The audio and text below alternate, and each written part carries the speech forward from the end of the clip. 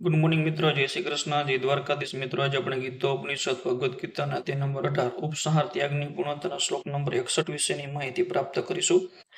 ઈશ્વર સર્વભૂતાનામ હૃદયસે અર્જુન તિતષ્ઠિ ભ્રામયન સર્વભૂતાની યત્ર આરૂઢાની માયયા. અર્થાત, હે અર્જુન, પરમેશ્વર જીવ માત્રના હૃદયમાં વસે છે અને ભૌતિક શક્તિના બનેલા યંત્ર પર આરૂઢ થયેલા સર્વ જીવોને પોતાની માયાથી ભ્રમણ કરાવી રહ્યા છે.